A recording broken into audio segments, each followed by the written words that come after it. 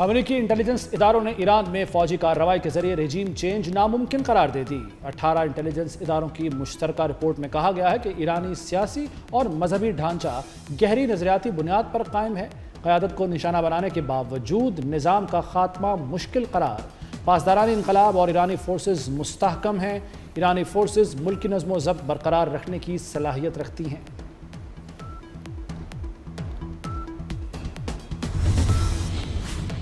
Iran supreme leader کا انتخاب، مجلس خبرگان کا اجلاس آج ہونے کا امکان۔ رکن اسمبلی آیت اللہ مظفری کا کہنا ہے کہ مجلس خبرگان کا اجلاس 24 گھنٹے میں ہوگا۔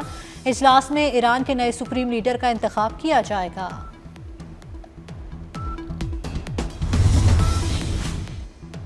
ایرانی ڈرون حملے میں ہلاک خاتون سارجنٹ سمیت 6 امریکی فوجیوں کی لاشیں امریکہ بھجوا دی گئیں۔ امریکی صدر ٹرمپ غم زدہ خاندانوں کے ساتھ ڈیلاویئر کے ایئر بیس پر لاشیں وصول کریں گے۔ ٹرمپ کا کہنا تھا کہ صدر کی حیثیت سے میرے لیے یہ مشکل مرحلہ ہے۔ 6 امریکی فوجی کویت میں ایرانی ڈرون حملے میں مارے گئے۔ 39 سالہ خاتون فرسٹ سارجنٹ نکولا مور 2019 سے کویت میں تعینات تھی۔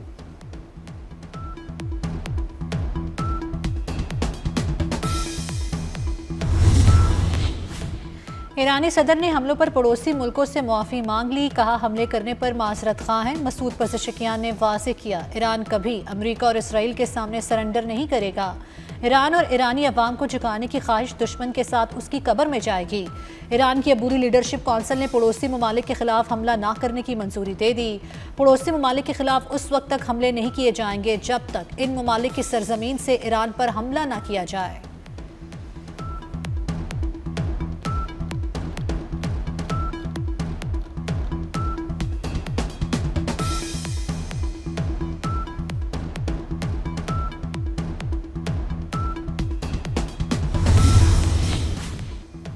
ٹرمپ نے ایرانی صدر کی پڑوسی ملکوں سے معافی کا اپنا ہی مطلب نکال لیا۔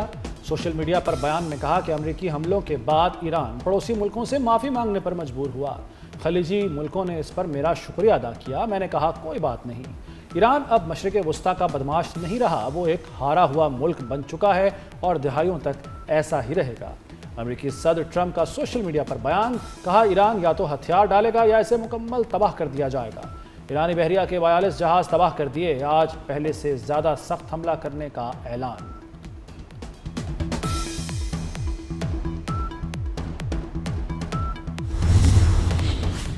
قوم حالت جنگ میں ہے، ملک عوام اور اپنے رہائشیوں کے تحفظ کا فرض نبھائیں گے۔ متحدہ عرب امارات کے صدر شیخ محمد بن زاہد ال نہیان کا ایران جنگ کے بعد عوامی سطح پر پہلا بیان، کہا امارات کی کھال موٹی اور گوشت کڑوا ہے، ہم آسان شکار نہیں۔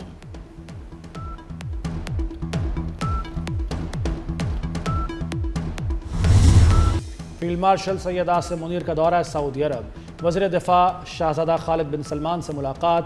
سعودی عرب کے خلاف ڈرون اور میزائل حملے روکنے کے لیے مشترکہ اقدامات پر غور۔ ایران کے ڈرون اور میزائل حملوں کے باعث پیدا ہونے والی سیکیورٹی صورتحال پر اظہار تشویش۔ اسٹریٹجک میوچل ڈیفنس ایگریمنٹ کے فریم ورک میں سیکیورٹی تعاون بڑھانے پر اتفاق۔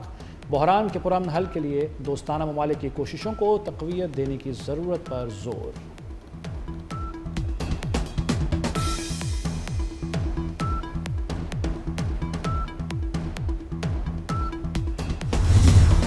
ایران کا مینائے ہرمز کھلی رکھنے کا اعلان۔ وال اسٹریٹ جرنل کی رپورٹ کے مطابق پاسداران انقلاب نے آبی گزرگاہ کی اہمیت کے پیش نظر اسے کھولنے کا اعلان کیا، لیکن واضح کیا کہ امریکہ اور اسرائیل سے تعلق رکھنے والے کسی جہاز کو گزرنے نہیں دیا جائے گا۔ ایرانی فوجی ترجمان نے سرکاری ٹی وی پر بتایا، اب نہ ہرمز کو بند کیا نہ ایسا کوئی ارادہ ہے۔ امریکی اور اسرائیلی جہازوں کو چھوڑ کر سب کو یہاں سے گزرنے کی اجازت ہے۔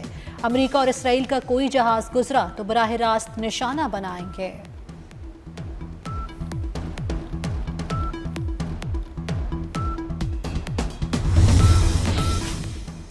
ایران کے خلاف امریکہ اور اسرائیل کا خونی کھیل نویں روز میں داخل، شہادتوں کی تعداد 1332 ہو گئی۔ تہران کے مہر آباد ریلوے اسٹیشن پر بمباری، آزادی ٹاور کے قریب بمباری سے کئی عمارتیں تباہ۔ امریکی حکام کے مطابق ایران میں 3000 سے زائد اہداف کو نشانہ بنایا۔ ایرانی بحریہ کے 43 جہازوں پر حملے۔ ہلال احمر کے مطابق ایران میں 6500 سے زائد عوامی مقامات کو نشانہ بنایا گیا۔ 5000 سے زائد رہائشی عمارتیں تباہ، 65 اسکولوں پر بمباری کی گئی۔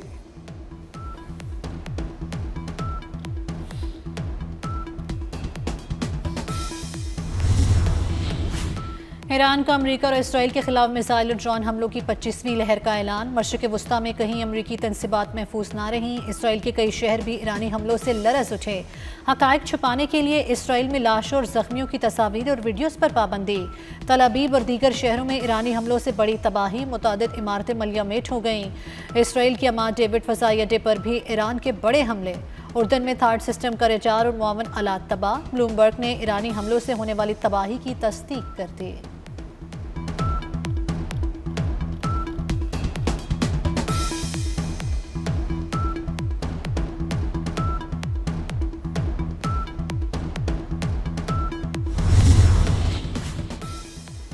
ایران کا بحرین میں امریکی اڈے پر میزائلوں سے حملہ۔ پاسداران انقلاب کا کہنا ہے کہ جفیر میں امریکی اڈے کو میزائلوں سے نشانہ بنایا گیا۔ یہ حملہ قشم میں ڈی سیلینیشن پلانٹ پر امریکی حملے کے جواب میں کیا گیا۔ بحرین کی وزارت داخلہ کا کہنا ہے کہ شہریوں کو حملے سے خبردار کرنے کے لیے سائرن بجائے گئے۔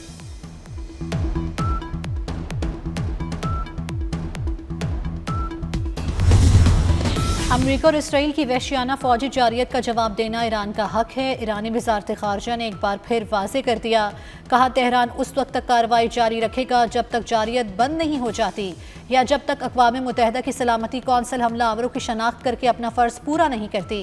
ایران نے امریکی اڈوں کے خلاف ضروری اور دفاعی کارروائیاں کی، یہ سلسلہ جاری رہے گا۔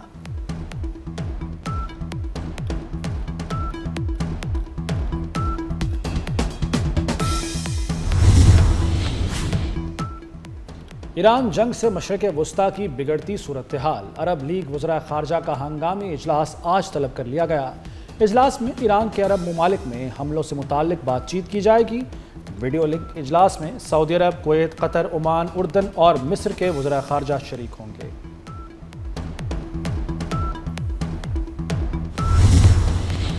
ایران پر مظالم کے لیے امریکہ کی اسرائیل کو مزید گولہ بارود فراہم کرنے کی تیاری۔ امریکہ نے اسرائیل کو ہنگامی صورتحال میں ہتھیار فروخت کرنے کی منظوری دی تھی۔ ٹرمپ انتظامیہ نے کانگریس کو بائی پاس کر کے $15 کروڑ سے زائد کے ہتھیار اسرائیل کو فروخت کرنے کی اجازت دی۔ امریکی محکمہ خارجہ کے مطابق 1000 پاؤنڈ وزنی 12,000 جنرل پرپز بم فروخت کیے جائیں گے۔ انجینئرنگ، لاجسٹکس اور تکنیکی معاونت کی خدمات بھی فراہم کی جائیں گی۔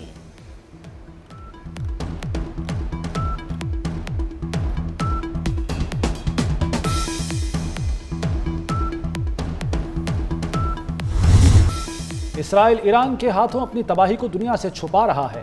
کسی کو لاشوں اور زخمیوں کی تصویریں لینے اور ویڈیو بنانے کی اجازت نہیں۔ اسرائیل سے واپس آنے والے بھارتی صحافی نے پول کھول دیا، کہا تل ابیب میں 100 میٹر زیر زمین بنی سرنگیں بھی دھماکے سے لرز رہی ہیں۔ رپورٹرز کو اسپتالوں میں جانے کی اجازت نہیں۔ تباہ عمارت کی تصویر یا ویڈیو بھی نہیں بنا سکتے۔ اسرائیلی ٹیکنالوجی کا چرچا سنا تھا، وہ ٹیکنالوجی ناکام ہوتے دیکھ لی۔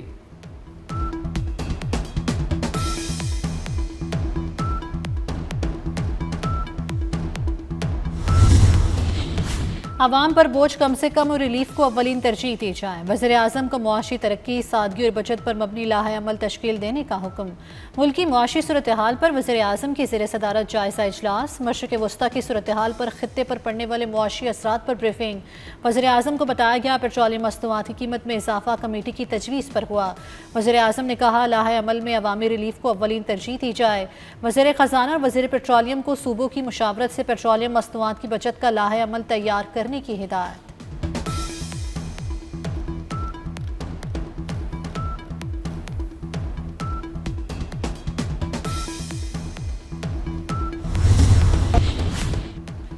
پیٹرول اور ڈیزل مہنگا ہوتے ہی کرایوں میں بھی اضافہ۔ گڈز ٹرانسپورٹرز نے کرائے 25% بڑھا دیے۔ پاکستان ریلویز نے بھی ٹرینوں کے کرایوں میں اضافہ کر دیا۔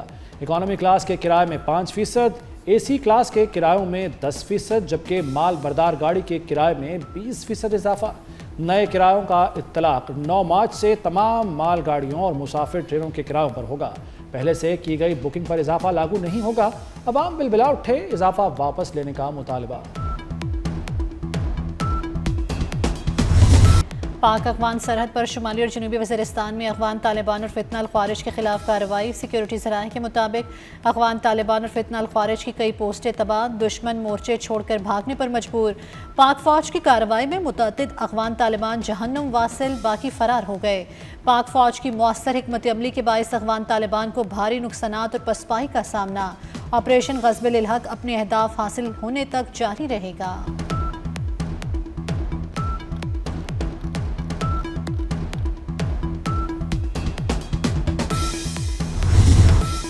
بلوچستان میں سیکیورٹی فورسز کی 2 کارروائیوں میں فتنہ الہندوستان اور فتنہ الخارج کے 15 دہشت گرد ہلاک۔ ہرنائے ضلع میں آپریشن کر کے فتنہ الخارج کے 12 دہشت گردوں کو جہنم واصل کیا گیا۔ مسیمہ میں کی گئی کارروائی میں فتنہ الہندوستان کے 3 دہشت گرد ہلاک ہوئے۔ ISPR کے مطابق مارے گئے دہشت گرد متعدد دہشت گرد کارروائیوں میں سرگرم رہے۔ کامیاب کارروائیوں پر صدر، وزیر اعظم اور وزیر داخلہ کا سیکیورٹی فورسز کو خراج تحسین۔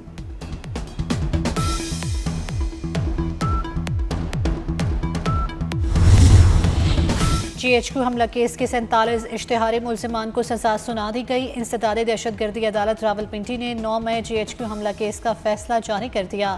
عدالت نے ملزمان کو 10 سال قید اور 5 لاکھ روپے جرمانے کی سزا سنا دی۔ جائیداد ضبط کرنے کا حکم۔ ملزمان میں عمر ایوب، زرتاج گل، مراد سعید، حماد اظہر، کنول شوذب، شیخ راشد شفیق شامل۔ شہباز گل، زلفی بخاری، محمد احمد چٹھا، رائے حسن نواز، شبلی فراز، رائے محمد مرتضیٰ بھی ملزمان میں شامل۔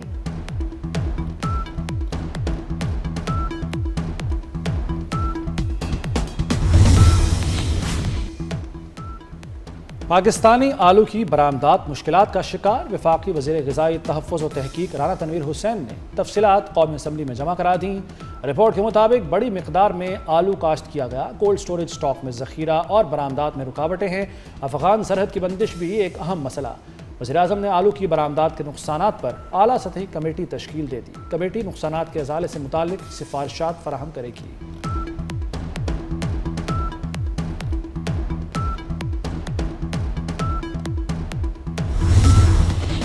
پاکستان ٹینس کے لیے اچھی خبر۔ International tennis federation Pakistani organizers کی معترف ITF اور ATF کمیٹیوں میں 8 پاکستانی شامل۔ اسام الحق ITF ایتھلیٹ کمیشن کے رکن مقرر۔